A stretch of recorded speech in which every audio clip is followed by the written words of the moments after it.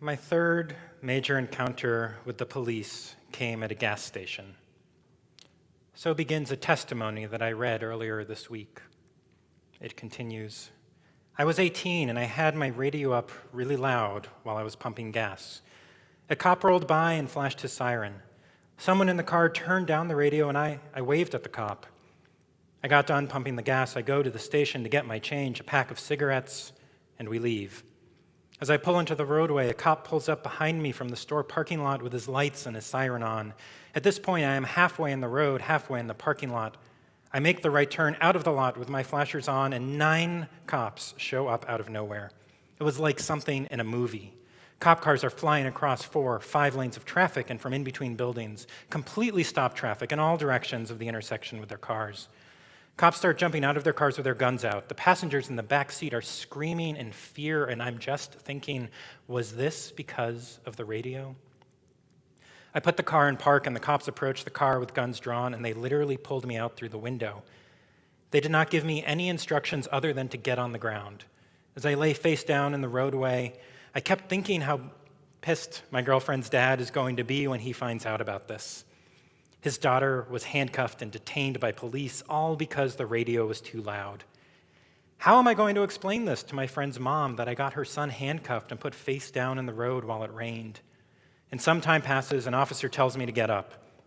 And I ask him how. I'm handcuffed, face down. What do I do? He simply replied, bend your knees. I inchwormed myself to my feet and began the walk back to the squad car. I looked over to notice the other 3 occupants of my car. They are standing under the gas station awning, none of them in cuffs. None of them were searched. All of them were white. Before he put me in the back of the car, he patted me down again and asked, why did you go back into the store? To rob the place? My response was, the attorney that I work for would probably advise me not to make a statement at this time and to request a phone call if I am officially being arrested. He laughed and shoved me headfirst in the back of a squad car. After searching the car, they decided we could go. They let me out of the cop car and told me to keep the radio down. In an article posted to Slate.com today, Brandon Hasbrook writes, the reality shows that blacks are disproportionately stopped by the police, searched by the police, assaulted by the police, and are much more likely to be killed by the police during a routine stop. The fact that George Floyd's murder inspired mass protests in dozens of cities across America underscores how police violence cannot simply be chalked up to one rogue officer, an isolated incident, or a few bad apples. In an interview in The New Yorker, attorney Brian Stevenson said, it doesn't matter how hard you try, how educated you are, where you go in this country, if you are black or you are brown, you are going to have to navigate the presumption of dangerousness and guilt. And that makes encounters with the police just rife with the potential for these specific outcomes which we have seen. My second major encounter with the police, I was 15. I was with a black coworker and his black wife. We were putting a child's safety seat in the back seat of a 2-door Mustang. While my coworker struggled with the base and the seat belts, his wife said, let's hurry up before the cops come. Shortly after, when the cops rolled up and asked what we were doing and what was taking so long, they asked if we were buying drugs. My coworker explained to the white officer what was going on, and the police insisted on searching everyone. As I stood on the side of the road with my hands and legs spread on the car, the officer grabbed my genitalia. Not some of it, but all of it. And I jumped. He pressed me down on the car and said to stop resisting.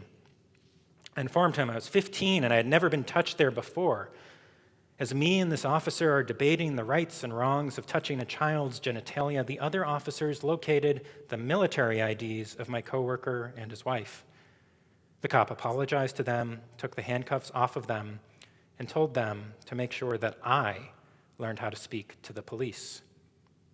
Elsewhere in the New Yorker interview, attorney Brian Stevenson observes, the great evil of American slavery wasn't the involuntary servitude, it was the fiction that black people are not as good as white people and aren't the equals of white people and are less evolved, less human, less capable, less worthy, less deserving than white people. Even the abolitionists, Brian continues, many of whom fought to end slavery, even them, they didn't believe in racial equality. Earlier this week, in a post published on reformjudaism.org titled, "Black Jews Are Tired," Chris Harrison writes, "It's been said that racism is so American that when you protest it, people think you are protesting America." He continues, "I'm tired of that mentality and the structures and culture that coddle it. I am tired of Black people's demands for justice being met with defensiveness and derailing the conversation. I'm tired of white people showing more concern about riots, which, Harrison reminds us, Dr. Martin Luther King Jr. called the language of the unheard. I'm tired of white people showing more concern about riots than the racism that inspires them." I'd like to share a poem that I read earlier this week. The slow, powerful words sing to me. They begin as a whisper, almost too faint to hear as I wallow in bed, pillow drenched in tears. We shall overcome someday. Someday. I roll my eyes because exactly when? They marched and protested and sacrificed for us, yet here we are. Will it ever end? We'll walk hand in hand. I try to drown it out, but the song persists louder and louder in my head. Hum it, my soul insists. I am overwhelmed, an outpouring of love and support shown from friends and allies, and I know we're not in this alone. We are not afraid. My voice trembles as I sing and scroll past the images, the video. I can't bring myself to watch the thing. I think of all the brothers, the fathers, the uncles, the nephews, the husbands, the sons, each precious and each loved so dear. I read the names, name after name after name. It hurts. I cry out to God and to my fellow man. Someone has to hear. My voice steadies as I sing out, we shall overcome.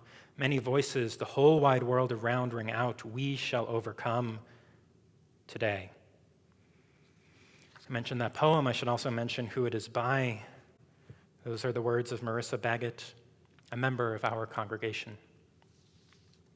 In 2015, Jamil Smith published an article in the New Republic titled, "What Does Seeing Black Men Die Do for You?" In his words, when you look at these videos and you understand how little of an impact they've made on the policies required to make what's happening in those videos stop happening, they don't really do much, those videos, other than traumatize us. My first major encounter with the police, I was 9 years old. 9. The white officer said he thought I was breaking into his truck. I was, in fact, retrieving the change I had dropped under his truck because I had fallen while on rollerblades. His white girlfriend was standing on their second-story balcony and saw me fall. She told her boyfriend I was crawling under his truck, and then they watched us. The cop did not immediately come and ask what was going on. He watched us play in the parking lot for 10 or 15 minutes and then go to the candy lady.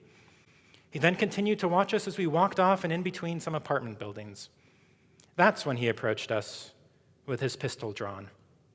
I froze as my two friends, ages 6 and 8, ran to get help. Luckily, my friends were able to reach my apartment and they got my mother. As my white mom arrived on the scene, raising holy hell, the cop began to paint a picture of us kids climbing in and out of the truck. My mother's simple question was, "In rollerblades?"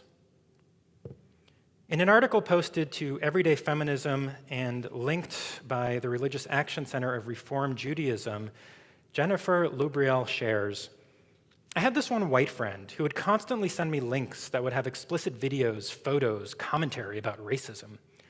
Sometimes she would add her own 2 cents to these links, saying things like, 'OMG, isn't this terrible?' Or, 'My aunt said the most racist thing about this article.' But sometimes she would just send me the links with no warning, exposing me to incredibly violent and triggering images. She wanted to show me that she was aware of what was going on and that she actively condemned violence against communities of color. What she was actually doing was making me vastly uncomfortable and making me wonder why she felt the need to constantly prove how not racist she was." Later in her article, Ms. Lobriel shares some practical advice to white people. "What you need to do," she says, "is understand that your voice does not always need to be heard. Part of white supremacy as a larger system is the idea that white people are objective and authorities over everyone else in the room. I've been trying to take Jennifer Lobriel's words to heart. This is one of the longest sermons that I've given in a while, and it's also the only one that I didn't write. Over 80% of it, and every single word until now, are the words of journalists, of activists, of lawyers, of congregants.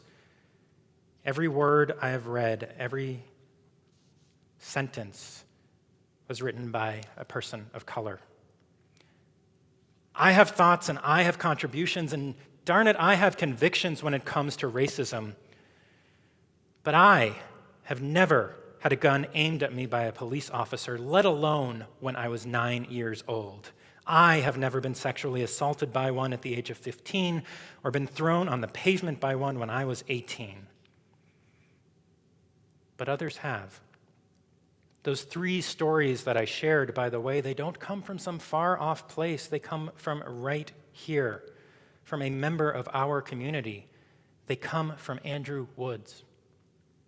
If it weren't for quarantine, Andrew would be up here on this bema right now, sharing those words himself along with Marissa. When we talked this week, he told me that he has been checking his door locks regularly to make sure that the police cannot walk in. If I had a police officer aim a gun at me as a child, I would probably be doing the same. But I didn't. I will never understand what that is like or what that does to a person. All I can do is listen. There is one other thing. I can share it. And especially if you listening are white, you can too. Before you post something to social media, I want you to take a moment and stop. Delete it. Go back. Find the voice of a black person. Amplify it. If you are white and have a black person in your life, they have a story to tell. It is not their job to counsel you, nor fair to expect them to relive their darkest moments of their life for the benefit of your education. But that doesn't mean you shouldn't reach out. Not knowing what to say is not an excuse to say nothing. You can tell them you are supporting them. You can tell them that their lives matter. You can tell them that black lives matter. And you can tell them, if and when they want, you are here to listen to their story.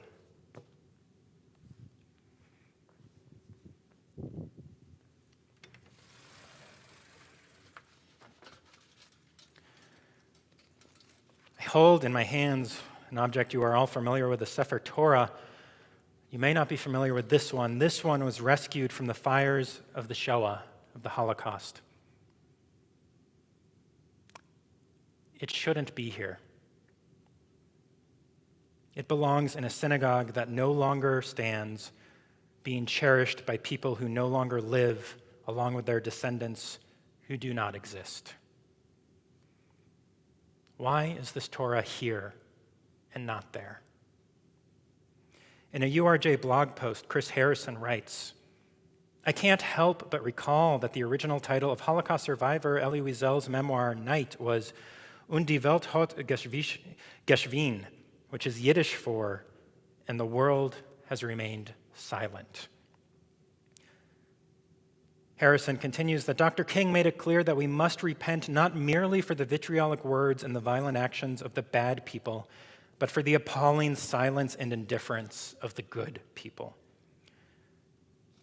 We in the Jewish community take it as self-evident that the world's silence during the Holocaust was an abject failure of humanity. We take it as self-evident that the world should not have remained silent and that all who did are culpable. We find ourselves in a very different place today. They teach us in rabbinical school that no matter what you say during your sermon, it might not matter all that much because people only ever remember the last couple sentences of it. With that in mind, if you remember nothing else, let it be these words written by another member of our Black Jewish community who has asked to remain anonymous. Now is not the time to be silent. This world and all who dwell in it needs you. I want to share a few thoughts. Had Moses ignored the flames from the bush, where would we be? What if Esther had remained silent? Where would we be? What if Matisyahu and his sons, the Maccabees, had not stood up? Where would we be, and what would the world look like today? Chattel slavery here in America lasted 240 plus years, and as soon as slavery ended, the Jim Crow era followed, where laws were replaced to marginalize African Americans by denying them the right to vote, to hold jobs, to get an education, and many other rights. The Holocaust started and lasted for as long as it did because of silence, he concludes. So please, do not choose to be silent.